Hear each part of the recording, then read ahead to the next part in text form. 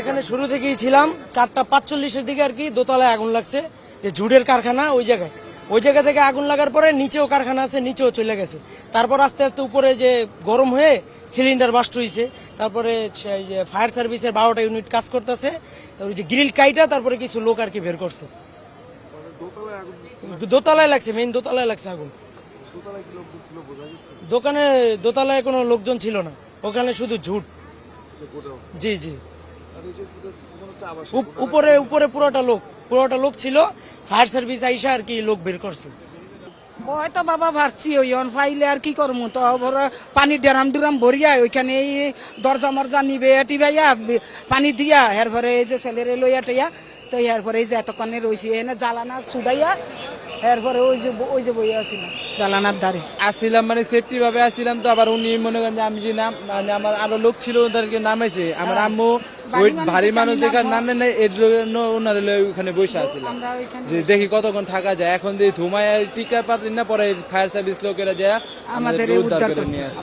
আমি 7তলা ছিলাম,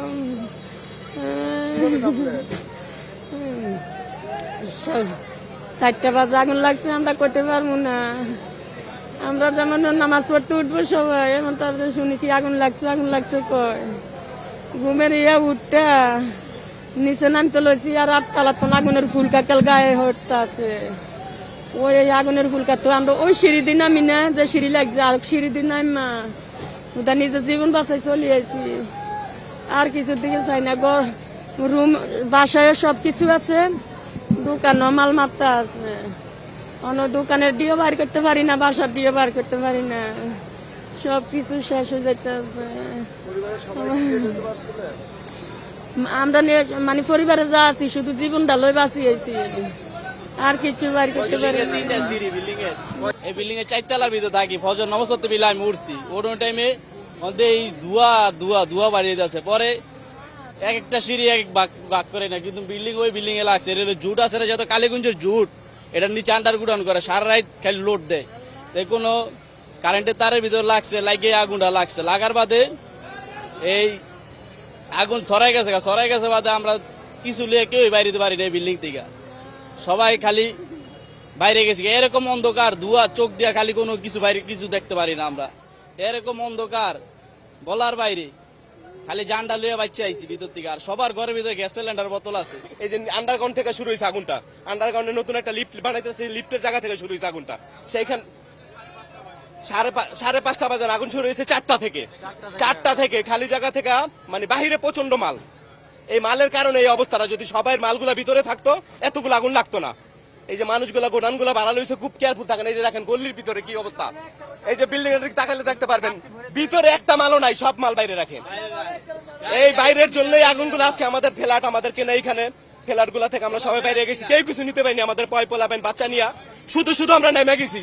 এই অস্থির গুলা করতেছে এই সম্পূর্ণ এই গোডাউন গুলার জন্য, এই গোডাউনের বাইরে মাল রাখা এর জন্যই সম্পূর্ণ এই ব্যবস্থাটা। এই ব্যবস্থাটা যদি ঠিক করে নিতে পারে তাহলে এই পরিবেশটা ভালো থাকে, কিন্তু পরিবেশটা সম্পূর্ণ নষ্ট করছে। সবাই গোডাউনের বাইরে মাল রাখে, কেন গোডাউনের বাইরে মাল রাখবে? গোডাউনের বাইরে মাল রাখা কি নিয়ম?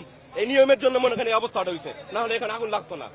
আমরা মাথা দিয়ে রাখছি লিফটের উপর 3তলা, তো মাথাটা উপরে যখন আমি বাসা থেকে বাইরেতেছিলাম তখন দেখি আমার সামনে মানে দৌড়া, মানে ইট বাড়া যে আমাকে দিলে এরকম দৌড় জ্বলতেছে। তখন আমার ওই ছোট একটা বাচ্চা আসছে, বাচ্চা হলে আমার ওয়াইফ দৌড় দিছে। তো দৌড় দেওয়ার পরে আমার 8টা মেয়ে আছে, একটু 8-9 বছর বয়স, ওই ভিতরে সিলাইতে আছে। আমি আবার ওর কোলো ঘুরালে ওর দাব দিয়ে দৌড়ে আইছি, মানে আগুনটা ওই বাজার থেকে উপরে উঠে গেছে, আর মাথাটা লাগা প্রথম লাগছে নিচে, তারপরে মাথার থেকে উপরে উঠছে। সকালে আগুন লাগার পর প্রথমে আমরা ঢুকছি, আমি আর 5:30 বাজে আগুন লাগছে, ঘুমাইছিলাম। তো চিল্লাচিল্লি হইনা ঢুকছি, তো এলাকায় ওই যে ভাই ব্রাদার আছে কয়জন হলো, ঢুকান পরে দেখলাম যে আগুন। পরে মার্কেটের কোনো ইটি আসছিল না যে আগুন নিবানের গ্যাসের বোতল বালু টালু কিছু আসছিল না, যদি থাকতো আমরা ঢুকে আমরা নিবা ভালো পারতাম। আমি সকালে এখান থেকে এয়ারপোর্ট গেছি, এয়ারপোর্ট থেকে আসার পথে দেখে এখানে নামছিলাম, আমি তো দাঁড়াই দেখতেছি শুধু আগুন বাড়তি আছে।